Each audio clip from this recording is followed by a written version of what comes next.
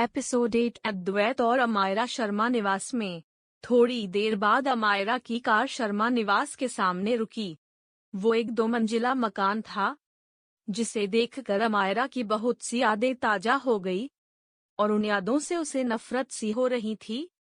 वहीं शर्मा निवास के गेट के पास ही सारे बॉडीगार्ड्स उतर गए, तो अमायरा ने कार में से ही अपनी साइड के ग्लास को नीचे किया और उन सबको देखकर बोली, आप सब भी अंदर ही चलिए, बारिश कभी भी हो सकती है और बाहर खड़े रहे तो आप सब भीग सकते हो। अमायरा की बात सुन सारे बॉडीगार्ड्स हैरान होकर एक दूसरे को देख रहे थे, क्योंकि अमायरा उन सबको कभी भी शर्मा निवास के अंदर नहीं ले जाती थी। हम अपने घर को सबसे सुरक्षित मानते होते हैं क्योंकि वहाँ हमारे अपने रहते होते हैं, और ऐसा ही अमायरा भी मानती थी। लेकिन अब उसे पता था कि इस शर्मा निवास में कोई भी उसका अपना नहीं है। वो खुद भी उन सबसे निपट सकती है, लेकिन उसे अभी तक उन लोगों का इरादा नहीं पता था कि क्यों उन्होंने उसे यहाँ बुलाया है। इसलिए उसे बॉडीगार्ड्स को अंदर ले जाना ज्यादा सही लगा। बॉडीगार्ड्स को अंदर आने का कहकर अमायरा ने ड्राइवर को इशारा किया तो ड्राइवर सिर हिलाकर कार अंदर की तरफ बढ़ा दी। अंदर पहुंच में आकर ड्राइवर ने कार रोकी और अमायरा की तरफ कार डोर खोला तो अमायरा बाहर आ गई और दरवाजे की तरफ बढ़ गई। अमायरा ने डोर बेल बजाई तो मिराज शर्मा ने दरवाजा खोला, जिनके पीछे सारा भी खड़ी थी, लेकिन दोनों ही अमायरा को शौक होकर देख रही थी। अमायरा ने इस वक्त एक पिंक कलर की ऑर्गेन्जा साड़ी पहनी थी, जिसके साथ एक ब्लू कलर का हाई नेक ब्लाउज पहना था जिसमें आगे की तरफ चैन थी। अमायरा ने साड़ी कुछ इस तरह से पहनी हुई थी कि उसका पूरा शरीर ढक रही थी, लेकिन उसका कर्वी फिगर भी दिखा रही थी। दूसरे कपड़ों के मुकाबले वो साड़ी में ज्यादा सेक्सी लग रही थी। इन सब में मिराज शर्मा को जो सबसे ज्यादा हैरान कर रहा था, वो ये था कि आज अमायरा ने अपने गले में मंगलसूत्र और मांग में सिंदूर लगाया हुआ था। मिराज शर्मा और सारा के कहने पर अमायरा ने अपनी शादी के दिन के बाद कभी भी मंगलसूत्र नहीं पहना था और ना ही कभी सिंदूर लगाया था। ऐसा नहीं था कि अमायरा मंगलसूत्र और सिंदूर को कोई महत्व नहीं देती थी, लेकिन मिराज शर्मा और सारा ने उसे कहा था कि वो अभी बहुत छोटी है। अगर वो ऐसे कॉलेज जाएगी तो लोग उसका मजा उड़ाएंगे और सबका अटेंशन उसकी तरफ हो जाएगा। बस इसीलिए अमायरा ने सिंदूर और मंगलसूत्र को कभी पहना नहीं था, क्योंकि उसे सबका अटेंशन अपनी तरफ नहीं करना। वैसे ही उसकी खूबसूरती की वजह से वो जहां भी जाती लोगों का ध्यान अपनी तरफ खींच ही लेती थी, और सबका ध्यान खुद पर देखना उसे पसंद नहीं था। पर आज अमायरा जानबूझकर ऐसे तैयार होकर आई थी ताकि मिराज शर्मा को भी उसके और अद्वैत के रिश्ते की गहराई के बारे में पता चल जाए।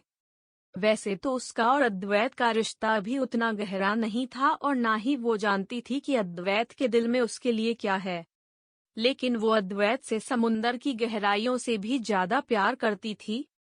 साथ ही अमायरा को ये भी पता था कि सारा सबसे ज्यादा नफरत अमायरा की खूबसूरती से ही करती है। अमायरा को कैद करने के बाद वो रोज उसे इतने घाव देती थी कि जिससे उसकी खूबसूरती छीन जाए। मिराज शर्मा और सारा अभी भी अमायरा को घूर ही रही थी कि अमायरा बोल पड़ी, मॉम अब क्या आप मुझे दरवाजे के बाहर ही खड़ी रखोगी?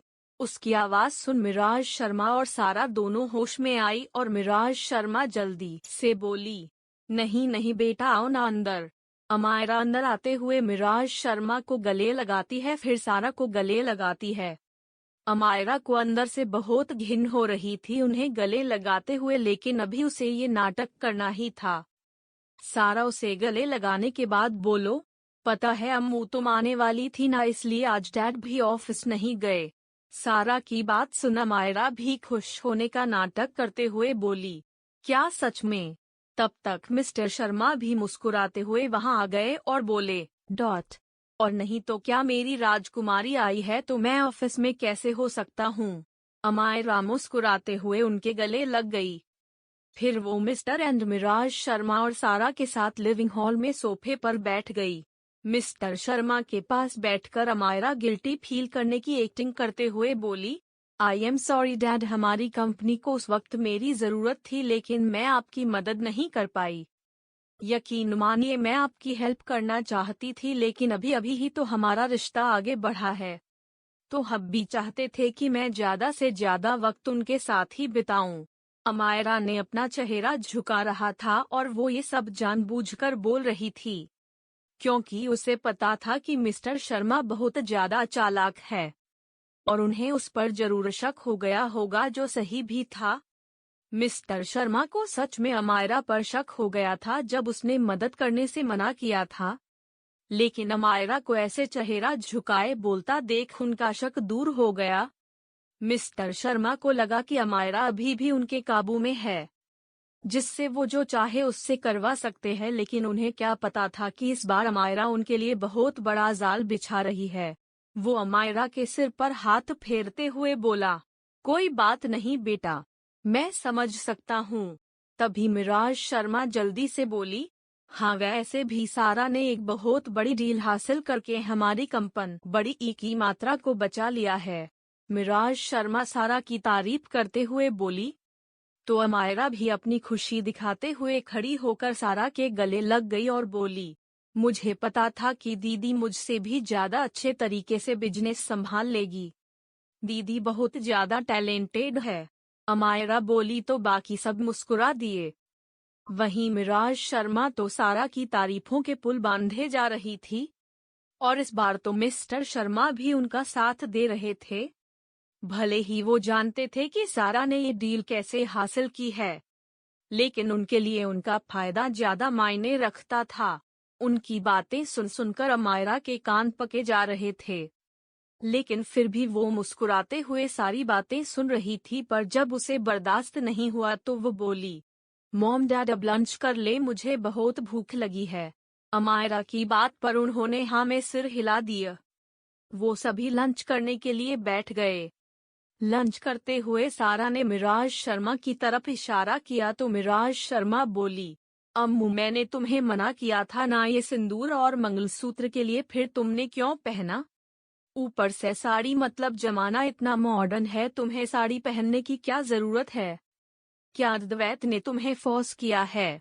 उनकी बात सुन अमायरा बोली, नहीं मॉम, हब्बी मुझसे कभी कुछ नहीं कहते। ये साड़ी, मंगलसूत्र और सिंदूर तो मैंने अपनी मर्जी से पहना है। आपने मना किया था क्योंकि तब मैं छोटी थी और कॉलेज में मुझे सब परेशान कर सकते थे, लेकिन अब तो मैं बड़ी हो गई हूँ और कॉलेज भी खत्म हो गई है, तो अब तो मैं ये सब पहन सकती हूँ ना, और मुझे ये सब अच्छा लगता है। अमायरा की बात सुन मिस्टर शर्मा ने मिराज शर्मा को चुप होने का इशारा किया, क्योंकि मिराज शर्मा ने जैसे बात की थी उससे तो किसी को भी शक हो सकता था, और वो नहीं चाहते थे कि अमायरा के दिमाग में उन सब के लिए कोई शक आए, वरना उनकी सालों की मेहनत बर्बाद हो जाती। लंच करने के बाद अमायरा बोली, मॉम डैड मैं कुछ देर अपने कमरे में आराम करना चाहती हूँ, बहुत थक गई हूँ मैं। उसकी बात पर मिराज शर्मा ने हाँ में सिर हिला दिया तो वो ऊपर के फ्लोर पर अपन एक ही मात्रा कमरे में चली गई। उसके जाने के बाद सारा भी उठ खड़ी हुई तो मिस्टर शर्मा बोले, तुम कहाँ जा रही हो? मिस्टर शर्मा के सवाल का जवाब देते हुए सारा बोली, डैड मैं उस अमायरा को ये कॉन्ट्रासेप्टिव पिल्स देकर आती हूँ, वरना अगर वो अद्वैत के बच्चे की माँ बन गई तो उसे अद्वैत से कभी दूर नहीं कर पाएंगे, और हमारा मकसद भी कभी पूरा नहीं होगा। सारा की बात सुन मिराज शर्मा ने भी उसकी हाँ में हाँ मिलाते हुए कहा, हाँ सारा की बात सही है, हम उस अद्वैत का बच्चा अमायरा की कोख में कभी नहीं पलने दे सकते। सारा सीढ़ियों से ऊपर चली गई और अमायरा के कमरे में आ गई। वहीं अमायरा जो अभी बेड पर लेटी ही थी कि सारा के वहां टपक पड़ने से काफी इरिटेट हो गई, लेकिन फिर वो बोली, क्या हुआ दीदी, आप यहाँ? उसकी बात सुन सारा उसके पास बैठकर बोली, अम्मू तू ये कॉन्ट्रासेप्टिव पिल्स ले ले, क्योंकि अभी तेरी एज काफी कम है और तू अभी माँ बनकर अपना फ्यूचर खतरे में नहीं डाल सकती ना। अभी तो तुझे बहुत कुछ करना है। मुझे पता है कि तुझे इन सब के बारे में ज्यादा पता नहीं है, लेकिन मैं तो तुम्हारी बड़ी बहन हूँ ना, मुझे तो इस बारे में सोचना ही होगा।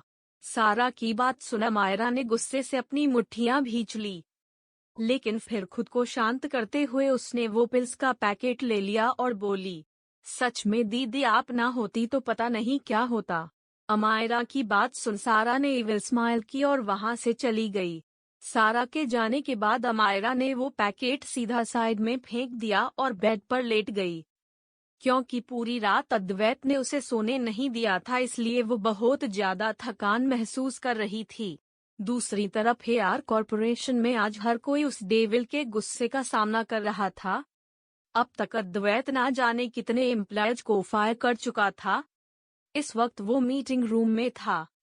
अद्वैत जब नॉर्मल मूड में होता था तब भी लोग उसकी तरफ देखने से भी डरते थे, तो अभी तो वो इतने गुस्से में था कि सबके पसीने छूट रहे थे और वो सब कांप रहे थे। मीटिंग रूम में अभी पूरी तरह से शांति छाई हुई थी। तभी अद्वैत गुस्से से बोला, कल से अपनी शक्ल दिखाने की जरूरत नहीं है यहाँ। You all are fired. इतना कहकर वो गुस्से से ही वहां से निकल गया, लेकिन उसके जाने के बाद वहां बैठे सभी डिपार्टमेंट के हेड मानव को देखने लगे और उससे रिक्वेस्ट करने लगे, जिसे देख मानव ने सिर हिला दिया और वहां से निकल गया। मानव अद्वैत के कैबिन में आते हुए बोला, आज क्या हुआ है तुझे जो इतने गुस्से में है तू? मानव का सवाल सुन अद्वैत ने उसे भी गुस्से से घूरा तो मानव को भी डर लगा, लेकिन वो हिम्मत करते हुए बोला, बता तो सही कि हूँ क्या है? भाभी से जुड़ी कोई बात है जो तू इतने गुस्से में है? मानव अपना शक जाहिर करते हुए बोला तो अद्वैत गुस्से से पेपरवेट उठाकर सामने ग्लास पर मारते हुए बोला, वो आज शर्मा निवास गई है और मुझे बिल्कुल भी सही फीलिंग नहीं है। अद्वैत के पेपरवेट फेंकने से सामने की ग्लास वॉल टूट गई, जिसकी आवाज से मानव भी एक पल के लिए थोड़ा उचक गया, लेकिन फिर बोला, तो मैं जाकर ले आता हूँ भाभी को वहां से। मानव बोला तो अद्वैत ने उसे खा जाने वाली नजरों से देखा और बोला, उसकी कोई जरूरत नहीं है, मैं खुद जा रहा हूँ वहां। इतना कहकर वो अपने ब्लेजर के बटन बंद करते हुए उठ खड़ा हुआ तो मानव मुस्कुरा दिया। अद्वैत ड्राइवर से कार की चाबी लेकर खुद ही ड्राइव करते हुए शर्मा निवास आ गया। उसने अपने सारे गार्ड्स को भी मना कर दिया था आने से। अद्वैत ने आकर डोर बेल बजाई तो सारा ने दरवाजा खोला और सामने अद्वैत को देखकर वो बहुत ज्यादा खुश हो गई और वो बोली, हेलो अद्वैत। लेकिन अद्वैत ने उसे देखे बिना ही सारा के बॉडीगार्ड्स को देखा तो एक बॉडीगार्ड बोला, मैम अपने कमरे में है, सीढ़ियों से लेफ्ट साइड दूसरा कमरा। अद्वैत सिर हिलाकर सारा की साइड से निकलकर सीधा अमायरा के कमरे की तरफ बढ़ गया। वहीं पीछे सारा अद्वैत के ऐसे इग्नोर करने पर अपने पैर पटकने लगी। अद्वैत कमरे में आया तब अमायरा आराम से सो रही थी। दोपहर से रात हो गई थी, लेकिन अमायरा की नींद अभी भी नहीं खुली थी, क्योंकि पिछली रात वो बहुत ज्यादा थक गई थी। अमायरा साड़ी पहने हुए ही सो गई थी और नींद में ही उसका पल्लू गिर गया था, जिससे उसकी कमर और उस पर अद्वैत की दी हुई निशानियां साफ साफ दिखाई दे रही थी। अद्वैत तो उसे साड़ी में देख अपनी आंखें हल्की सी सिकुड़े हुए उसके बेड की तरफ बढ़ गया। अमायरा के गले में मंगलसूत्र और मांग में सिंदूर देख वो एकटक अमायरा को घूरने लगा। तभी अमायरा ने दूसरी तरफ करवट ली तो अद्वैत का ध्यान भंग हुआ और उसने अमायरा से अपनी नजरें हटा दी। उसने अपने पैरों के पास गिरे हुए पैकेट को उठाया और उस पैकेट को अच्छे से देखने लगा। अद्वैत को समझ आ गया कि वो कॉन्ट्रासेप्टिव पिल्स है, तो उसकी आंखें गुस्से से लाल हो गई और उसने सो रही अमायरा का हाथ पकड़कर उसे बैठा दिया और उसके होंठों को अपने होंठों के बीच में लेकर बहुत बुरी तरह से चूमने लगा। अद्वैत के ऐसा करने से अमायरा, जो आराम से सो रही थी, वो झटके से जागी और अद्वैत को देखकर तो उसे लगा कि वो कोई सपना देख रही है। लेकिन उसका ये भ्रम जल्दी ही टूट गया जब अद्वैत ने बहुत बुरे तरीके से उसके निचले होठ को काट। दर्द का एहसास होते ही अमायरा के मुंह से सिसकी निकल गई, जो अद्वैत के होठों की वजह से मुंह में ही दब गई। अद्वैत उसके निचले होठ को बहुत बुरी तरह से चबा रहा था, जिसे अमायरा उसका गुस्सा महसूस कर पा रही थी, लेकिन उसे समझ नहीं आ रहा था कि वो गुस्सा क्यों है। तो वो अपना एक हाथ अद्वैत के सिर के पीछे की तरफ रखकर उसके बाल सहलाने लगी, जिससे कि अद्वैत शांत हो सके। लेकिन अद्वैत का गुस्सा शांत नहीं हो रहा था, पर वो अमायरा के इस तरह बाल सहलाने पर इतना तो समझ गया कि अमायरा उसे शांत करवाना चाहती है। तो उसने अमायरा के होठों को आजाद कर दिया तो अमायरा लंबी लंबी सांसें लेते हुए बोली, आप गुस्सा क्यों है?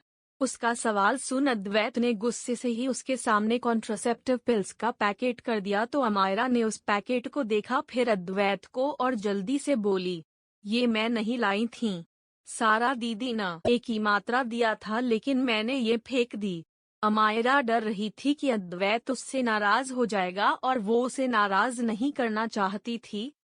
वहीं अमायरा की बात सुन अद्वैत उसके होठों की तरफ देखने लगा जो अभी सूज गए थे और उसके निचले होठ में से खून भी निकल रहा था। अमायरा उसे कुछ न बोलता देखकर बोली, मैंने सच में, लेकिन आगे के शब्द उसके मुंह में ही रह गए क्योंकि अद्वैत ने एक बार फिर उसके होठों को अपने होठों की गिरफ्त में ले लिया था, जिससे अमायरा हैरान रह गई थी। अद्वैत उसके होठ पर लगे खून को सक कर रहा था और उसने दोनों हाथों से अमायरा की कमर पर पकड़ बना ली थी। अमायरा उसके सीने पर हाथ रखकर उसे दूर कर रही थी क्योंकि अभी वो दोनों शर्मा निवास में थे, लेकिन तभी उसका ध्यान बाहर खड़ी सारा पर गया, जो बाहर खड़ी उन दोनों को देखकर जल रही थी। उसकी जलन और गुस्सा उसके चेहरे पर साफ साफ दिखाई दे रहा था, जिसे देख अमायरा उसे और ज्यादा जलाने के लिए अद्वैत के सीने पर रखे हाथ उसकी गर्दन के इर्द गिर्द लपेटकर अपने होठों की हरकत से अद्वैत का साथ देने लगी, जिसे देखकर सारा की हालत काटो तो खून नहीं ऐसी हो गई थी। वहीं अद्वैत का हाथ उसकी कमर से ऊपर बढ़ते हुए उसके सीने पर आ गया था और उसके ब्लाउज की चैन खोलकर उसकी ब्रेस्ट सहलाने लगा था। अद्वैत और अमायरा के होठ बहुत बुरी तरह से एक दूसरे से उलझ चुके थे। बहुत देर तक तो सारा वैसे ही देखती रही, लेकिन जब वो और ज्यादा देख नहीं पाई तो चली गई और उसके जाते ही अमायरा अद्वैत को रोकती उससे पहले ही अद्वैत रुक गया और बोला, चली गई तुम्हारी बहन? अद्वैत के इतना कहते ही अमायरा ने चौंक कर अद्वैत की तरफ देखा, जो उससे दूर होने के बाद भी अपने हाथ के बीच में पकड़ी उसकी ब्रेस्ट को ही देख रहा था। अमायरा ने मन ही मन सोचा कि क्या अद्वैत को पहले से ही पता था कि सारा उन दोनों को देख रही है। इस सवाल का जवाब उसको भी पता था कि इसका जवाब हाँ है, लेकिन अगले ही पल उसके दिमाग में ये सवाल जरूर आ गया था कि क्या अद्वैत को ये भी पता चल गया था कि वो सारा को जलाने के लिए ही उसकी किस्में इवॉल्व हुई थी। ये सवाल दिमाग में आते ही उसका चेहरा लाल हो गया था। अमायरा अपनी शर्म छुपाते हुए बोली, आप यहाँ कैसे? अमायरा का सवाल सुन अद्वैत उसकी ब्रेस्ट को हल्का सा प्रेस करते हुए बोला, क्यों तुम्हारे घर वाले अपने दामाद की खातिरदारी नहीं कर पाएंगे? अद्वैत का सवाल सुन और अपनी ब्रेस्ट प्रेस करने पर अमायरा हल्का कराहते हुए बोली, आह छोड़िए, कोई देख लेगा। अमायरा बोली तो अद्वैत ने उसकी ब्रेस्ट को छोड़ दिया और उसके ब्लाउज की चैन बंद करते हुए उसकी आंखों में देखता है, जैसे कह रहा हो, थोड़ी देर पहले किसी को दिखाने के लिए ही तुम ये सब चाहती थी। ये समझते ही अमायरा हल्की सी झेप गई और अपनी जगह से खड़ी होकर पल्लू ठीक करने लगी। अद्वैत एकटक उसे ही देख रहा था, जिससे अमायरा लाल हुए जा रही थी। अपनी साड़ी ठीक करते ही वो कमरे से बाहर भागी, ये जाने बिना कि बाहर एक मुसीबत उसका इंतजार कर रही है। अमायरा के पीछे पीछे अद्वैत भी कमरे से बाहर निकल आया और अपने तेज कदमों से अमायरा के साथ हो गया था। सीढ़ियां उतरते हुए अद्वैत ने अचानक ही अमायरा का हाथ पकड़ लिया, तो अमायरा ने चौंक कर उसकी तरफ देखा, जिस पर अद्वैत उसके कान के पास झुककर बहुत धीरे से बोला, तुम इन सबको दिखाना चाहती थी ना कि मैं तुमसे कितना प्यार करता हूँ, तो बस ये नाटक कर लो, तुम्हारा ही फायदा है। इतना कहकर वो सीधा हो गया और अमायरा का हाथ पकड़े सीढ़ियां उतरते लगा। लिविंग रूम में बैठे मिस्टर एंड मिराज शर्मा और सारा ने जब अद्वैत को अमायरा के इतना करीब देखा तो उन्हें इस बात पर यकीन हो चला कि शायद उस रात के बाद वाकई में दोनों बहुत करीब आ गए हैं, जिस वजह से अद्वैत अमायरा को अकेला छोड़ ही नहीं रहा है। सारा तो थोड़ी देर पहले भी देख आई थी कि वो दोनों कितने करीब है। दूसरी तरफ अमायरा को कहीं ना कहीं अद्वैत की बात चुभी। हाँ, वो मिस्टर एंड मिराज शर्मा और सारा के सामने झूठ बोलती रही थी कि अद्वैत उससे प्यार करता है, और दोनों एक दूसरे के बिना नहीं रह पा रहे हैं, लेकिन ये झूठ बोलने के पीछे उसका मकसद सिर्फ इतना ही था कि मिस्टर एंड मिराज शर्मा और सारा को ऐसा लगे कि वो अभी भी उनके काबू में ही है। लेकिन बस अद्वैत की वजह से उनका कहा नहीं कर पा रही है। पर अद्वैत ने जब नाटक शब्द कहा तो अमायरा को अपने दिल में बेहद दर्द हुआ। हाँ, ये सच था कि अद्वैत और उसके बीच में प्यार जैसा रिश्ता सिर्फ उसकी तरफ से ही था। अद्वैत की तरफ से ऐसा कुछ भी नहीं था। उसे तो अभी भी ये समझ नहीं आया था कि कल रात को अद्वैत उसके साथ फिर से इंटीमेट क्यों हुआ। इस सवाल का जवाब तो शायद ही उसे कभी मिलने वाला था, लेकिन वो सच में अद्वैत के साथ एक प्यार भरी जिंदगी गुजारना चाहती थी। वो एक बार अपना बदला पूरा करने के बाद एक आखिरी कोशिश जरूर करेगी, लेकिन अगर अद्वैत को उससे प्यार नहीं होगा तो वो बिना प्यार के रिश्ते में भी नहीं रहेगी। भले ही वो पूरी जिंदगी अद्वैत से ही प्यार करेगी, लेकिन अद्वैत को इस रिश्ते से जरूर आजाद कर देगी। वो बस एक जिम्मेदारी बनकर नहीं रहना चाहती थी अद्वैत के साथ। अमायरा के दिमाग में यही सब चल रहा था, तो वहीं इन सब से अलग लिविंग रूम में एक ऐसा इंसान भी था जो अमायरा को तब से एकटक घूरे जा रहा था जब से अमायरा अपने कमरे से बाहर निकली थी। अद्वैत की नजर तो उस शख्स पर बहुत पहले ही पड़ गई थी। अपनी सोच में गुम अमायरा आखिरी सीढ़ी पर ही थी कि वो शख्स उसके सामने आ गया और बोला, hello Ammu, after long time see you. मुझे तो पता ही नहीं था कि तुम भी यहाँ हो। उसकी आवाज सुन अमायरा अपनी सोच से बाहर आई, लेकिन सामने वाले शख्स को देख वो अनकंफर्टेबल हो गई। उसका नाम मनीष था, जो सारा के एक दूर के मामा का बेटा था। वो अक्सर ही उनके घर आया करता था और उसकी अमायरा पर शुरू से ही बहुत खराब नजर थी, जिस वजह से अमायरा हमेशा ही उससे अनकंफर्टेबल हो जाती थी। मनीष जैसे उसे गले लगाता था, हाथ मिलाता था, उससे अमायरा को बहुत बुरी फीलिंग आती थी। उसे पता था कि मनीष उसके बारे में घटिया सोच रखता था, लेकिन वो हमेशा चुप रही ताकि उसकी माँ यानी मिराज शर्मा को बुरा ना लगे। अमायरा मनीष को देखकर कुछ रिएक्ट करती उससे पहले ही मनीष अपने दोनों हाथ फैलाकर उसे गले लगाने के लिए गया कि अद्वैत ने अमायरा को अपने सीने से लगा लिया, जिससे अमायरा भी हैरान रह गई। वहीं मनीष ने अपने फैलाए हुए हाथ सीधे कर लिए और अद्वैत से बोला, हेलो मिस्टर रायजादा। अद्वैत ने एक नज़र उसे देखकर वापस से अपनी नजरें अमायरा की तरफ कर ली, जैसे मनीष वहां हो ही नहीं। अद्वैत ने अमायरा का चेहरा ऊपर किया और उसके होठ पर लगे खून को पोंछने लगा।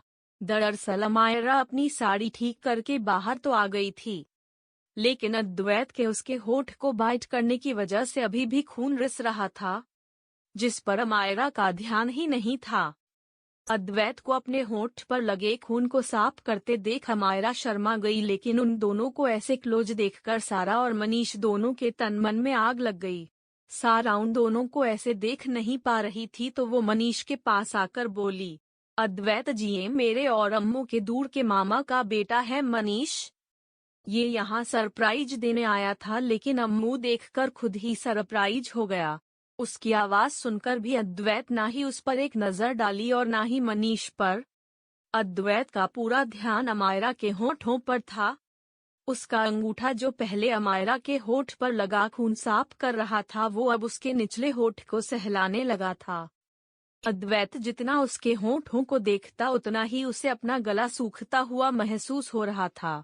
अद्वैत को वो दोनों कहाँ है, किसके सामने है, किस पोजीशन में है, इस बात की बिल्कुल फिक्र नहीं थी। उसे तो बस अमायरा के होठ ही दिख रहे थे, तो वहीं अमायरा अद्वैत के ऐसे होठ सहलाने पर सिहर रही थी। जब अद्वैत से कंट्रोल नहीं हुआ तो वो अमायरा की तरफ झुक गया और उसके होठ पर अपने होठ रखने गया कि अमायरा जल्दी से उसके होठ पर अपनी हथेली रखते हुए बोली, डिनर का टाइम हो गया है। अमायरा का चेहरा बिल्कुल लाल हो गया था इस वक्त। भले ही वो अपने रिश्ते के बारे में झूठ बोलकर मिस्टर एंड मिराज शर्मा और सारा को डराकर रखना चाहती थी, लेकिन इसके लिए वो उन सब के सामने अद्वैत को खुद को किस तो नहीं करने दे सकती थी। आखिर वो इतनी भी बेशर्म नहीं थी। वहीं मिस्टर एंड मिराज शर्मा, सारा और मनीष ने भी उनको ऐसे देखा में सिर हिला दिया था। मिराज शर्मा बोली, मैं डिनर रेडी हो गया या नहीं वो देख कर आती हूँ। ये कहकर वो किचन में चली गई तो सारा भी बोली, मैं भी मॉम की हेल्प कर देती हूँ। ये कहकर वो भी चली गई तो अमायरा उन्हें जाते हुए देखती रही। अमायरा को दाल में काला लग रहा था। अमायरा, अद्वैत, मिस्टर शर्मा और मनीषा का डाइनिंग टेबल पर बैठ गए। मिस्टर शर्मा अद्वैत से पूछना चाहते थे कि वो अचानक से शर्मा निवास किस वजह से आया, लेकिन अद्वैत के ठंडे एक्सप्रेशन देख उनकी हिम्मत ही नहीं हुई। वहीं मनीष अभी भी अमायरा को घूर रहा था, तो अद्वैत ने एक ठंडी नजर उस पर डाली जिससे मनीष को अपनी रीढ़ की हड्डी तक एक कंपन महसूस हुई, जिससे डरकर उसने अमायरा को देखना बंद कर दिया। वहीं किचन में मिराज शर्मा परेशान होते हुए बोली, सारा अब हम क्या करेंगे?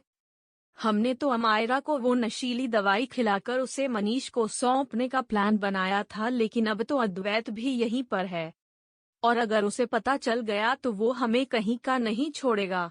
मिराज शर्मा परेशान हो अपने हाथ में पकड़ी ड्रग की पुड़िया को देख रही थी, तो सारा अपना शैतानी दिमाग चलाते हुए बोली, मॉम आई थिंक अद्वैत का आना हमारे लिए ही अच्छा है।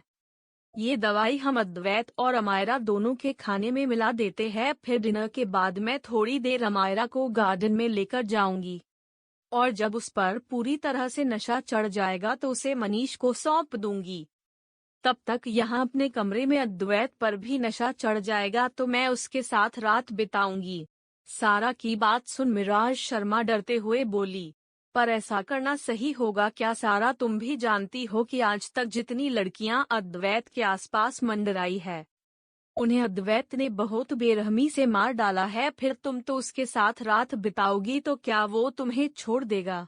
मिराज शर्मा की बात पर सारा मुस्कुराते हुए बोली, मॉम, सुबह उठने के बाद उसे सबसे पहले अमायरा और मनीष के साथ सोने वाली बात पता चलेगी तो वो खुद ब खुद गुस्से में आ जाएगा। अगर फिर भी वो मुझसे शादी करने के लिए नहीं मानेगा तो मैं थोड़ा रोने धोने का नाटक करूंगी और ये दिखाऊंगी ना कि मेरे साथ गलत हुआ है, तो वो बेवकूफ अमायरा खुद ही महानता की मूरत बनकर अद्वैत की शादी मुझसे करता देगी और अद्वैत अमायरा को तो मना करेगा नहीं। सारा की बात सुन मिराज शर्मा भी खुश हो गई, लेकिन फिर दोबारा से डरते हुए बोली, लेकिन अगर अद्वैत को पता चल गया कि हमने अमायरा को एक रात के लिए 2 करोड़ में मनीष को बेचा है तो? तुम उस दिन यहाँ नहीं थी जब अद्वैत को पता चला था कि तुम्हारे डैड ने अपने एक बिजनेस पार्टनर से अमायरा का सौदा किया है। उस दिन तुम्हारे डैड को वो मार ही डालता अगर अमायरा बीच में नहीं आई होती, तो उसने तुम्हारे डैड को धमकी दी थी कि किसी भी तरह से उन्हें अमायरा को मनाना होगा उससे शादी करने के लिए। मिराज शर्मा 5 साल पहले की सच्चाई अपने मुंह से उगल रही थी, लेकिन उनकी ये बातें एक बॉडीगार्ड रिकॉर्ड कर रहा था। वहीं सारा बोली, मॉम, आप क्यों उस मनहूस घड़ी की बात कर रही हो जब मेरी जगह अद्वैत ने उस अमायरा को पसंद किया था और मेरा प्लान फेल नहीं होगा और ना ही अद्वैत को सच पता चलेगा। आप बस उन दोनों के खाने में ये दवाई मिला दीजिए। सारा बोली तो मिराज शर्मा ने हाँ में सिर हिलाकर अमायरा और अद्वैत के खाने में वो दवाई मिला दी। फिर 2 सर्वेंट से कहकर खाना बाहर लगवाया और खुद भी सबके साथ बैठ सबको खाना सर्व हो चुका था। मिस्टर एंड मिराज शर्मा, सारा और मनीष चारों अमायरा और अद्वैत की तरफ ही देख रहे थे। मिस्टर शर्मा और मनीष को तो यही लग रहा था कि नशीली दवाई सिर्फ अमायरा के खाने में मिलाई गई है, इसलिए वो अमायरा के खाने का इंतजार कर रहे थे। तो वहीं मिराज शर्मा और सारा अद्वैत और अमायरा दोनों के खाने का इंतजार कर रही थी। इन सब से परे अद्वैत अपनी डिश को एकटक घूर रहा था और अमायरा उसे देख रही थी। अमायरा ने उसके हाथ पर अपना हाथ रखा और कुछ बोलने के लिए मुंह खोला ही था कि अद्वैत अपनी ठंडी आवाज में बोला, हम दोनों ये खाना नहीं खा सकते। अद्वैत की बात सुन सारा और मिराज शर्मा घबरा गई कि कहीं अद्वैत को पता तो नहीं चल गया कि उन्होंने खाने में नशीली दवाई मिलाई है। सेम ऐसा ही हाल मनीष और मिस्टर शर्मा का भी था। तो वहीं अमायरा हैरानी से अद्वैत को देख रही थी। मिस्टर शर्मा डरते हुए बोले, क्या क्या कोई गलती हो गई है हमसे?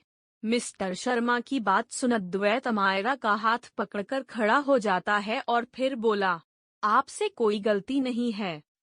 लेकिन मेरी बीवी को डॉक्टर ने हेल्दी खाना खाने को कहा है और मैं ऐसा खाना नहीं खाता। अद्वैत के साथ साथ अमायरा भी खड़ी हो गई थी। अद्वैत की बात पर उसने कुछ नहीं कहा, क्योंकि उसे पता था कि अद्वैत झूठ बोल रहा है तो उसके पीछे कोई ना कोई वजह जरूर होगी। एपिसोड 9 अद्वैत ने दी अमायरा को धमकी। अद्वैत की बात सुनकर मिस्टर एंड मिराज शर्मा, सारा और मनीष को लगा कि उनका प्लान फ्लॉप हो गया। मिस्टर शर्मा और मनीष तो चुप ही रहे, लेकिन सारा ने मिराज शर्मा को इशारा किया तो मिराज शर्मा जल्दी से बोली, आप दोनों रुकिए, मैं कुछ और बनवा देती हूँ। मिराज शर्मा की बात सुन अद्वैत ने एक ठंडी नजर उन पर डाली और बोला, आपको इतना परेशान होने की जरूरत नहीं है, मैंने हमारा खाना मंगवा दिया है। ये कहकर उसने अमायरा को देखा तो अमायरा बोली, मॉम डैड आप अपना डिनर कंटिन्यू करिए, हम दोनों अपने कमरे में ही डिनर कर लेंगे। उसकी बात पर ना कहने की किसी की हिम्मत नहीं हुई, क्योंकि अद्वैत की सर्द नजरें उन सब पर ही थी। उतने में एक बॉडीगार्ड आया और उसने अद्वैत की तरफ खाने का पार्सल बढ़ा दिया, तो अद्वैत ने ले लिया और अमायरा के साथ ऊपर चला गया। अपने प्लान पर पानी फेर जाने की वजह से सारा बहुत ही ज्यादा गुस्से में थी। कमरे में आकर अद्वैत और अमायरा एक साथ डिनर करते हैं। फिर फ्रेश होने के लिए बाथरूम में चला गया तो अमायरा ने अपना कमरा देखा और गहरी सांस छोड़ी। उसका कमरा शर्मा निवास का सबसे छोटा कमरा था, जिसमें बेड के अलावा सिर्फ एक फ्लैट काउच और एक छोटा सा सोफा सेट। उसका बेड भी छोटा था, जो यकीनन अद्वैत जैसे 6 फुट से ज्यादा के हाइट वाले इंसान के लिए बहुत ही छोटा। अद्वैत किसी भी तरह से उस बेड में एडजस्ट नहीं हो सकता था।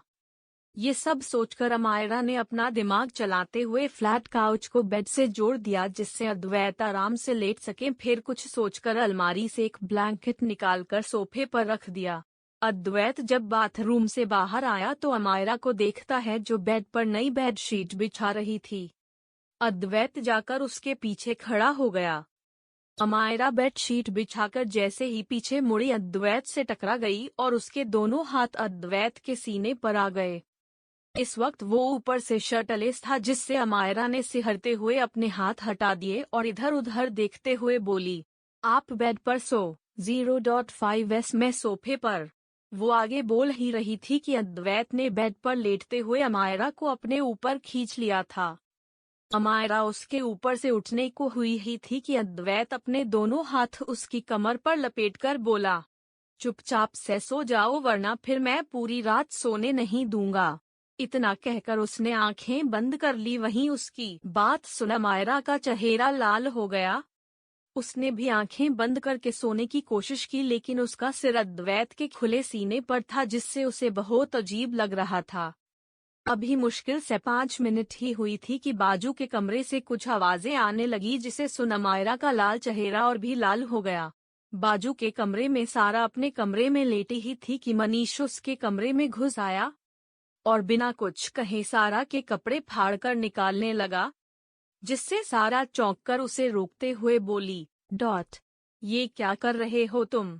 सारा का सवाल सुन मनीष अपने कपड़े उतारते हुए बोला, साली तूने तो कहा था कि आज अमायरा मेरी बाहों में होगी, लेकिन अभी वो अपने पति की बाहों में है। मेरी प्यास तूने इतनी बढ़ा दी तो अब बुझाएगी भी तू ही, और भूल मत मैं 50 लाख एडवांस दे चुका हूँ। तेरी उतनी कीमत नहीं है, लेकिन अभी मेरी प्यास ज्यादा जरूरी है। ये कहकर वो उसके ऊपर आकर सीधा उसके अंदर समा गया कि सारा की चीख निकल गई।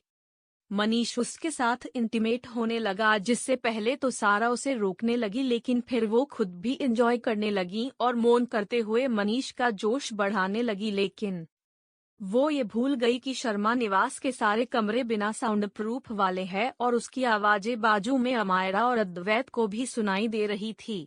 अमायरा एक तो अद्वैत के ऊपर लेटने की वजह से पहले ही अनकंफर्टेबल थी, और ऊपर से ऐसी आवाजें सुन उसका मन तो कहीं छुप जाने को कर रहा था, और साथ ही उसे सारा पर बहुत गुस्सा भी आ रहा था। वहीं ये आवाजें सुन अद्वैत ने भी अपनी आंखें खोल दी थी। उसके हाथ अभी भी अमायरा की कमर पर कसे हुए थे, जो धीरे धीरे हिलने लगे थे, और ये महसूस कर अमायरा की सांसें भी तेज हो रही थी। अचानक से उसे अपने निचले हिस्से पर कुछ चुभने लगा, जिससे अमायरा के चेहरे के साथ साथ उसके कान भी लाल हो गए। तभी अद्वैत ने उसे पलटकर अपने नीचे कर लिया और उसके होंठों को चूमने लगा। धीरे धीरे उसने अमायरा के कपड़े निकालकर अपने कपड़े भी निकाल दिए थे। वो धीरे धीरे अमायरा के पूरे शरीर पर अपनी छाप छोड़े जा रहा था, जिससे अमायरा की तेज सिसकियां निकल रही थी। वहीं अब तक सारा के कमरे से आवाजें आना बंद हो गया था, क्योंकि मनीष अपनी प्यास बुझाकर सारा को वैसे ही छोड़कर चला गया था। और सारा बेड पर लेटी अमायरा की सिसकियां सुन गुस्से से दांत पीस रही थी। उसे समझ आ रहा था कि अमायरा और अद्वैत के बीच में अभी क्या चल रहा है। पिछली रात की तरह इस रात को भी अद्वैत ने उसे सोने नहीं दिया था। सुबह के करीब 5 बजे वो तब रुका था जब वो पूरी तरह से सेटिस्फाई हुआ। तब तक अमायरा थक कर चूर हो चुकी थी, लेकिन उसे पता था कि अद्वैत उसके रोकने से नहीं रुकने वाला है। अद्वैत उसे अपने ऊपर लेकर सो गया। सुबह जब अमायरा ने अपनी आंखें खोली तो उसका ध्यान सबसे पहले अपने डेविल हब्बी पर ही गया। अद्वैत को देखकर उसे रात का सब याद आने लगा तो उसका चेहरा लाल हो गया। लेकिन फिर उसने धीरे से अपना चेहरा ऊपर करके अद्वैत का माथा चूम लिया और अपनी उंगलियों से उसके बिखरे बाल ठीक करने लगी। इस दौरान उसके चेहरे पर एक मुस्कान थी और आंखों में ढेर सारा प्यार था। वो अद्वैत को तभी इतने प्यार से देख पाती थी और अपना प्यार जता पाती थी जब अद्वैत सो रहा हो और उसकी आंखें बंद हो। अद्वैत के जागते हुए तो उसकी हिम्मत ही नहीं होती थी कि अद्वैत को देख भी सकें। अद्वैत के बिखरे बाल ठीक करने के बाद उसने फिर से उसका माथा चूमा और हल्के से बोली, आई लव यू। बट वो आगे कुछ बोलते हुए रुक गई और उसके चेहरे पर मुस्कान की जगह मायूसी ने ले ली। वो उठकर अपनी साड़ी को देखती है जो जमीन पर गिरी थी। उस साड़ी को उठाकर वो टॉवल की तरह लपेट लेती है और बाथरूम में चली जाती है। बाथरूम का दरवाजा बंद होते ही अद्वैत ने अपनी आंखें खोल दी और अपना फोन में उस वीडियो को देखने लगा जिसमें मिराज शर्मा और सारा बातें कर रही थी। और उन्होंने अमायरा को 2 करोड़ में मनीष को एक रात के लिए बेचने वाली बात का और 5 साल पहले का जिक्र किया। वो वीडियो देखकर अद्वैत की सर्द आंखें और भी सर्द पड़ गई। उसने फिर अपने फोन में कुछ किया और वापस से आंखें बंद करके लेट गया। वहीं बाथरूम से बाहर आकर अमायरा जल्दी से रेडी हो गई और फिर अद्वैत के पास आकर उसे उठाते हुए बोली, उठिए, लेट हो गया है, ब्रेकफास्ट का टाइम हो रहा है। अद्वैत उसकी आवाज सुन आंखें खोल देता है तो अमायरा पलकें झपकाते हुए उसे ही देख रही थी। अद्वैत उसे बिना किसी भाव के देखता रहा तो अमायरा ने अपना सिर झुका लिया, लेकिन वो कंफ्यूज भी थी कि अद्वैत उसकी तरफ ऐसे क्यों देख रहा है। कुछ मिनट बाद अद्वैत अपनी ठंडी आवाज में बोला, तुमने सब कुछ देख लिया है, इसका ये मतलब नहीं कि मैं ऐसे ही खड़ा हो जाऊं। टॉवल दो मुझे। अद्वैत बोला तो अमायरा झेप गई। उसे इस बात का ख्याल ही नहीं रहा कि अभी अद्वैत पूरी तरह से निग्ध है तो वो ऐसे खड़ा नहीं हो सकता था। और उसकी बात सुन अमायरा के कान शर्म की वजह से लाल हो गए थे। उसने तुरंत ही जाकर एक टॉवल निकाला और अद्वैत की तरफ बढ़ाते हुए उसकी तरफ पीठ करके खड़ी हो गई। अमायरा के अपनी तरफ ऐसे पीठ करके खड़े होने पर अद्वैत की भौहें सिकुड़ गई, लेकिन फिर उसने अपना सिर झटकते हुए टॉवल लपेट लिया और खड़ा हो गया। फिर बोला, तुम्हारा किराए का पति नहीं हूँ, ओरिजिनल पति हूँ, ऐसे दूसरी तरफ मुंह करके क्या खड़ी हो। अद्वैत की ऐसी बात सुन अमायरा हड़बड़ाते हुए उसकी तरफ मुड़ी, लेकिन उसकी नेकड पर बॉडी देख तुरंत ही नजरें झुका लेती है। आप फ्रेश हो जाइए। मैं।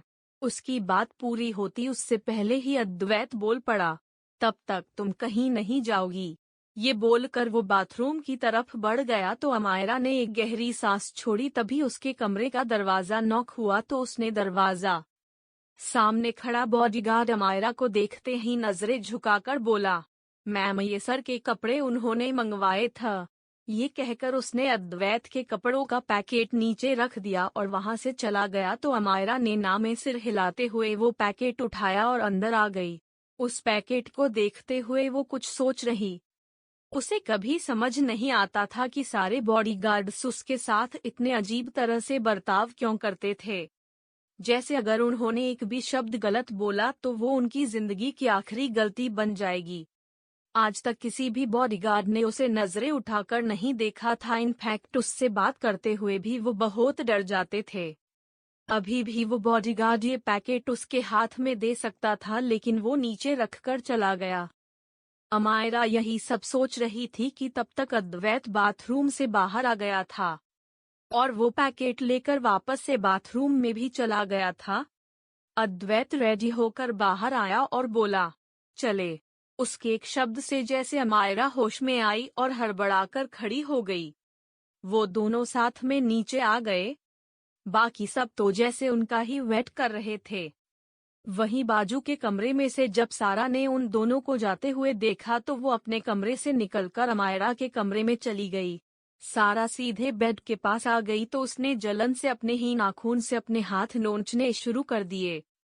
बेडशीट पर जो निशान थे वो इस बात की पुष्टि कर रहे थे कल रात को अमायरा और अद्वैत के बीच में क्या हुआ था, और वो जो सोच रही थी वो सच था।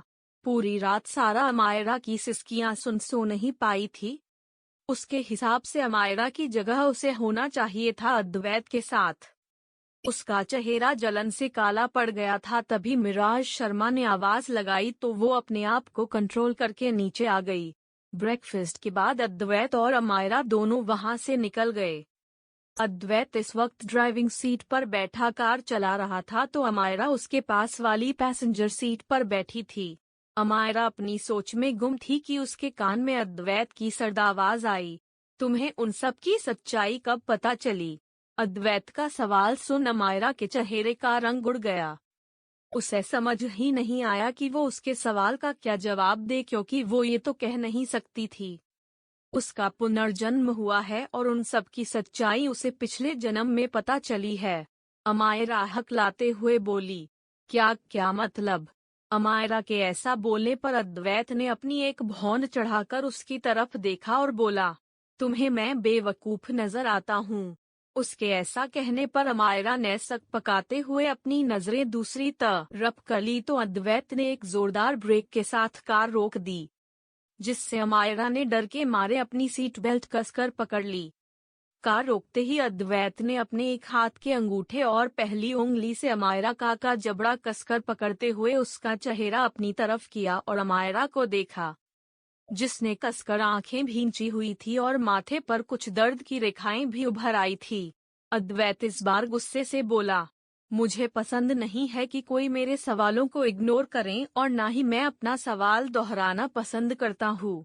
अद्वैत की गुस्से भरी आवाज सुन अमायरा कांप उठी, लेकिन अद्वैत ने पकड़ थोड़ी ढीली की तो वो आंखें खोलकर अद्वैत को देखकर बेरुखी से बोली, सवाल तो मेरे भी बहुत सारे हैं, आपने कभी जवाब दिए? इतना भी अमायरा बहुत हिम्मत करके बोली थी, लेकिन उसकी बात सुन अद्वैत का चेहरा डार्क हो गया। उसने एक बटन दबाकर अमायरा की सीट पीछे की तरफ करके उसे फ्लैट कर दी और खुद उसके ऊपर आकर उसके चेहरे को कसकर पकड़कर बोला, तुम्हें बाकी बीवियों की तरह सवाल जवाब करने का हक नहीं है, ये बात अच्छे से समझ लो। ये कहकर अद्वैत ने अपनी पकड़ और ज्यादा कस दी तो अमायरा को तेज दर्द हुआ, लेकिन फिर भी वो हिम्मत करते हुए बोली, तो मैं भी आपको जवाब देने के लिए बंधी हुई नहीं हूँ। उसका ऐसा उल्टा जवाब सुन अद्वैत की आंखें शांत पड़ गई और उसमें चमक आ गई। अद्वैत ने उसका चेहरा छोड़ दिया और बोला, ठीक है तो मत दो। वैसे तुम्हारी फैमिली से तो तुम्हें अब प्यार रहा नहीं, लेकिन अपनी इकलौती दोस्त को तो खोना नहीं चाहोगी ना तुम? अद्वैत के इतना कहने पर अमायरा की आंखें हैरानी से बड़ी हो गई। वो तुरंत ही बोली, नहीं, आप रावी को कुछ नहीं करेंगे। अमायरा की आंखों में डर उभर आया था और उस डर को देख अद्वैत के कोन एक ही मात्रा हल्के से ऊपर उठ गए थे।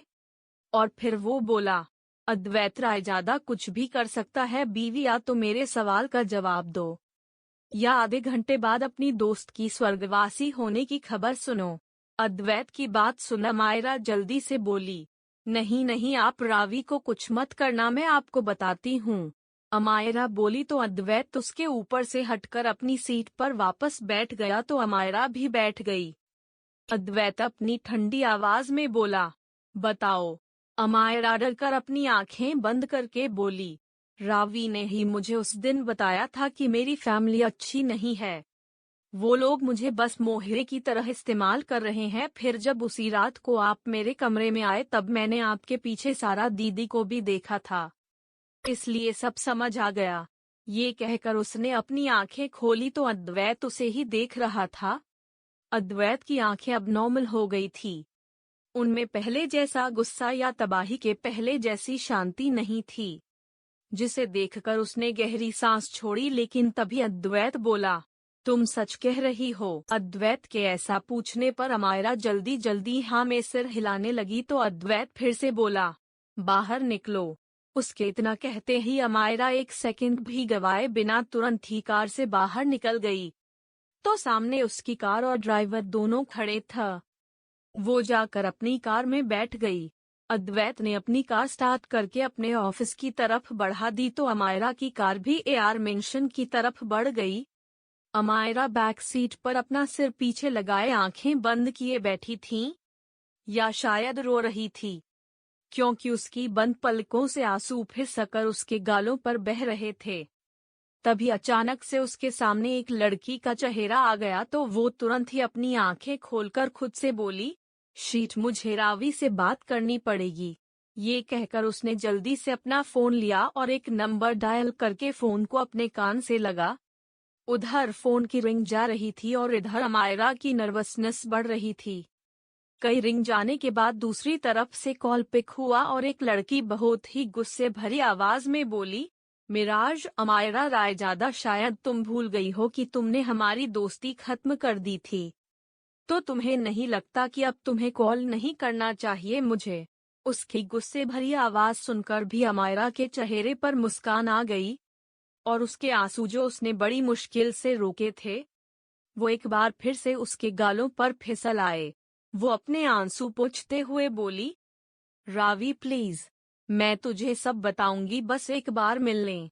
उसकी बात सुन सामने वाली लड़की यानी रावी फिर गुस्से से बोली, क्यों? एक थप्पड़ मेरे चेहरे पर और दूसरा हमारी दोस्ती पर मारकर तेरा मन नहीं भरा जो फिर से मिलना है? उसकी बात सुन अमायरा बोली, तू चाहे तो मुझे 100 थप्पड़ मार लेना, लेकिन प्लीज एक बार मिल लें। मैं हमारी हमेशा वाली जगह पर तेरा वेट करूंगी। तू आएगी ना? अमायरा बड़ी मुश्किल से अपने आंसू रोक रही थी, लेकिन सामने से रावी ने बिना कोई जवाब दिए कॉल कट कर दिया तो अमायरा ड्राइवर से बोली, अंकल स्टार कैफे चलिए। अमायरा की बात पर ड्राइवर ने हाँ में सिर हिला दिया और कार स्टार कैफे की तरफ मोड़ दी। वो अमायरा को कई बार स्टार कैफे लेकर गए थे, इसलिए उन्हें रास्ता पता था। ड्राइवर से इतना कहकर अमायरा अपनी सोच में गुम हो गई। रावी उसकी इकलौती दोस्त, उसकी बेस्ट फ्रेंड थी। उसे बहुत अच्छे से याद था कि जिस दिन वो और अद्वैत पहली बार करीब आए थे उसी दिन दोपहर को वो रावी से मिलने गई थी। रावी ने उसे उसके परिवार को सच्चाई बताई थी तो वो बहुत गुस्सा हो गई थी और ऐन वक्त पर सारा भी वहां आ गई और रोने धोने का नाटक करने लगी तो अमायरा ने गुस्से में रावी को थप्पड़ मार दिया था और उससे दोस्ती खत्म कर ली थी। लेकिन फिर भी जब वो कैद में थी तब वही रावी उसे छुड़ाने आई थी, लेकिन सारा के आदमियों ने उसे पकड़ लिया था और फिर सारा के कहने पर उन सब ने रावी का बहुत बुरी तरह से रैप किया और उसकी लाश को नदी में फेंक दिया था। अमायरा ने ठान लिया था कि इस बार वो अपने को उन तीनों की साजिशों का शिकार नहीं होने देगी, जिसमें सबसे पहले उसे रावी को यकीन दिलाना था। जो कैसे करना है ये उसने सोच लिया था। वो आंखें बंद करके सब सोच रही थी कि तभी ड्राइवर की आवाज आई, मैम स्टार कैफे पहुंच गए हैं। उसकी बात सुन अमायरा ने अपनी आंखें खोली और कार से बाहर निकल गई। वो कैफे में आई तो वहां चारों तरफ काफी रौनक थी, जिसे देख अमायरा मुस्कुरा दी। ये उसकी सबसे मनपसंद जगह थी जहां वो अक्सर रावी के साथ आती थी। वो अपनी कायमी जगह पर बैठकर रावी का वेट करने लगी। एपिसोड 10 अमायरा और रावी की बातें। अमायरा बैठी रावी का वेट कर रही थी। उसे बहुत घबराहट भी हो रही थी क्योंकि वो 3 साल बाद रावी से मिलने वाली थी।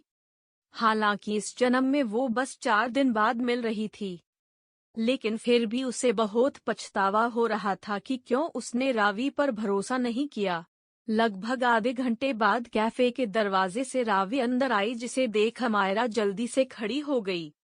रावी भी अमायरा की उम्र की ही थी और अमायरा जितनी तो नहीं, लेकिन फिर भी वो बहुत सुंदर थी। हल्का सांवला रंग लेकिन एकदम तीखे नैन, और साथ में उसके कंधों से थोड़े नीचे तक आते कर्ली हेयर्स, जिससे उसकी सुंदरता बढ़ती थी। रावी अमायरा की बचपन की दोस्त थी। रावी बिना किसी भाव की उसके पास आई तो अमायरा ने एकदम से उसे गले लगा लिया, जिससे रावी हैरान तो हुई, लेकिन वो अभी भी नाराज थी अमायरा से, इसीलिए उसे अपने से दूर करने लगी, पर अमायरा उससे दूर नहीं हुई। उसने बहुत कसकर रावी को गले लगाया हुआ था, जिस वजह से रावी चिढ़ती रही, लेकिन कुछ देर बाद जब उसे अमायरा के सिसकने की आवाज सुनाई दी तो वो एकदम से परेशान हो गई और उसने भी अमायरा को गले लगा लिया। रावी उसकी पीठ सहलाते हुए बोली, क्या हुआ अम्मू, तू ऐसे रो क्यों रही है? सब ठीक है ना अम्मू? कहते हुए रावी की खुद की आंखों में भी आंसू आ गए थे, क्योंकि वो जानती थी कि अमायरा उन लड़कियों में से नहीं थी जो बात बात पर रोने लग जाए, इसलिए उसे लगने लगा कि जरूर कोई बड़ी बात है। इसीलिए घबराहट में उसके आंसू निकल आए। रावी की आवाज सुन अमायरा को महसूस हो गया कि उसके ऐसे रोने पर रावी भी रोने लगी है। तो उसने अपनी भावनाओं को नियंत्रित किया, क्योंकि उसे पता था कि रावी एक बहुत ही इमोशनल इंसान है। अमायरा रावी से दूर होते हुए बोली, I am sorry Ravi, I am really sorry. मैं उस दिन तुझे थप्पड़ नहीं मारना चाहती थी। अमायरा के उस दिन का जिक्र करते ही रावी को फिर से वो सब याद आ गया, तो वो अपने आंसू पोंछते हुए गुस्से से बोली, लेकिन तुझे मुझ पर भरोसा नहीं था, यही ना? तुझे सिर्फ उन लोगों पर भरोसा है। रावी की बात अमायरा को अंदर तक चुभ गई, लेकिन वो जानती थी कि गलती उसकी है, इसीलिए वो तुरंत ही बोली, नहीं रावी, मुझे तुम पर उस वक्त भी भरोसा था और आज भी है, लेकिन तुझे लगता है कि उसी वक्त सारा दीदी का यहाँ आ जाना सिर्फ एक इत्तेफाक था। अमायरा का सवाल सुन रावी चौंक कर उसे देखती है और हैरानी से बोली, क्या मतलब? अमायरा शांति से बोली, जब मैं तुमसे मिलने यहाँ आई थी तब आते वक्त मेरा ध्यान एक आदमी पर गया था, जो सारा दीदी का आदमी था। मैंने कई बार उसे सारा दीदी के साथ देखा था, फिर तुम्हारी बात पूरी होते ही मैं कुछ भी कहती उससे पहले सारा दीदी भी आ गई, जबकि उन्हें ये कैफे पसंद ही नहीं था और ना ही उनकी यहाँ कोई मीटिंग थी, क्योंकि अगर उनकी यहाँ कोई मीटिंग होती तो इस बारे में मुझे जरूर पता होता। मैं तुम्हें थप्पड़ मारना नहीं चाहती थी, लेकिन अगर तुम्हें थप्पड़ ना मारती तो सारा दीदी को शक हो जाता। अमायरा बोलते बोलते अपनी चेयर पर बैठ गई थी और रावी भी उसके सामने वाली चेयर पर बैठ गई थी। अमायरा की बात सुन रावी अविश्वास से बोली, तू सच कह रही है? रावी का सवाल सुन अमायरा मुस्कुरा। वो जानती थी कि वो रावी से झूठ कह रही है, लेकिन वो दोबारा अपनी दोस्त को खोना नहीं चाहती थी, भले ही उसके लिए उसे थोड़ा झूठ बोलना पड़े। वो मुस्कुराकर बोली, क्यों तुम्हें मुझ पर भरोसा नहीं है? उसका सवाल सुन रावी उसे घूरते हुए बोली, खुद से ज्यादा करती हूँ समझी। इतना कहकर वो मुस्कुराई तो अमायरा भी मुस्कुरा दी, लेकिन फिर रावी दोबारा से मुंह फुलाते हुए बोली, पर मैं फिर भी तुझसे नाराज हूँ। अमायरा हैरानी से बोली, क्यों? रावी बच्चों जैसा मुंह बनाकर बोली, क्योंकि तूने 4 दिन मुझसे बात नहीं की। ये सब तू मुझे पहले भी तो बता सकती थी ना? रावी की बात सुन अमायरा ने गहरी सांस ली और बोली, इन 4 दिनों में बहुत कुछ हो गया रावी। मैं पहले उन सब का बहुत अच्छे से इंतजाम कर रही थी। अमायरा की बात सुन रावी एक्साइटेड होकर बोली, क्या क्या हुआ इन 4 दिनों में? अमायरा ने उसे शुरू से अंत तक सब कुछ बता दिया कि कैसे सारा ने अद्वैत को ड्रग दिए थे, जिस वजह से अद्वैत और अमायरा दोनों के बीच में फिजिकल रिलेशन बना था, और फिर अपने प्लान के बारे में भी सब बताया। अमायरा जैसे जैसे सब बता रही थी, वैसे वैसे रावी की आंखें हैरानी से बड़ी होती जा रही थी। आखिर में वो अपनी चेयर से लगभग उछलते हुए बोली, वाह, मतलब अब तुम्हारे और जीजू के बीच में हस्बैंड वाइफ की तरह सब कुछ रोमांटिक रोमांटिक चल रहा है। रावी की बात सुना अमायरा की आंखों के सामने सुबह वाला सीन घूम गया, तो वो फीकी आवाज में बोली, कुछ भी रोमांटिक नहीं है रावी। उसकी इतनी फीकी आवाज सुन रावी परेशानी से बोली, क्या मतलब? अमायरा खुद को नॉर्मल करते हुए बोली, मतलब दुनिया के सभी हस्बैंड वाइफ के बीच में फिजिकल रिलेशन होता है, लेकिन इसका यह मतलब तो नहीं है कि उनके बीच में सब रोमांटिक है या उनके बीच में बहुत प्यार है। अमायरा की बात सुन रावी उसे देखकर परेशानी भरी आवाज में बोली, ऐसा क्यों बोल रही है यार, तूने ही तो मुझे बताया था कि तू जीजू से प्यार करने लगी है। बस जीजू करते हैं या नहीं वो नहीं। कहते हुए शायद रावी को खुद ही अपने सवाल का जवाब मिल गया तो वो चुप हो गई, लेकिन फिर बात बदलते हुए बोली, ये सब छोड़ और बता मैं कैसे तेरी हेल्प करूं उन तीन तिगाड़ा को बर्बाद करने में। रावी का ये सवाल सुना मायरा जल्दी से बोली, तू कुछ नहीं करेगी रावी, मैं सब अपने तरीके से संभाल लूंगी। मैं इन सब में तुझे इन्वॉल्व नहीं करना चाहती, क्योंकि अभी सिर्फ तुम ही हो जिसे मैं अपना कह सकती हूँ। मैं तुझे किसी भी मुसीबत में नहीं डालना चाहती।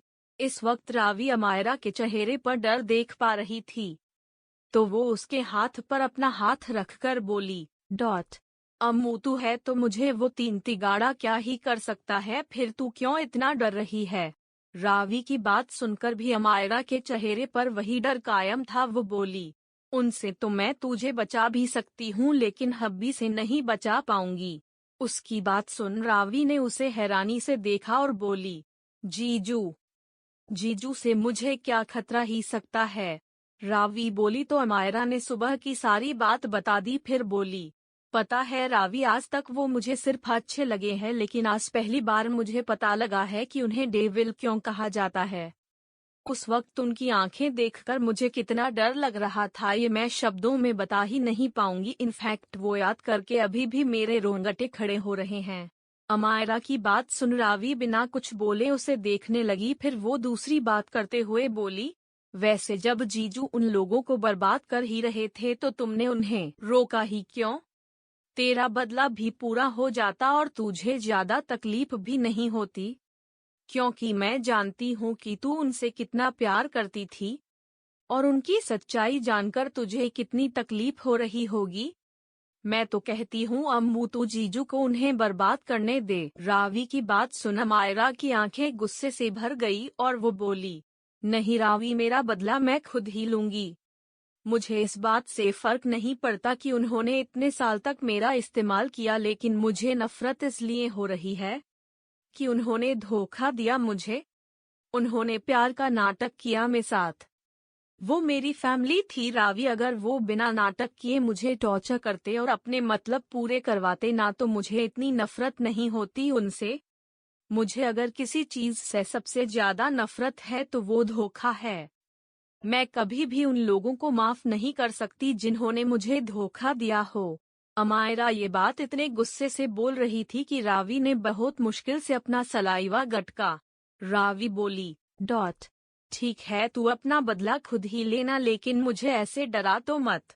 उसकी बात सुन अमायरा ने तुरंत ही अपने चेहरे के भाव नॉर्मल कर दिए और बोली, सॉरी रावी, मुझे बस उन सब के बारे में सोचकर गुस्सा आ गया था।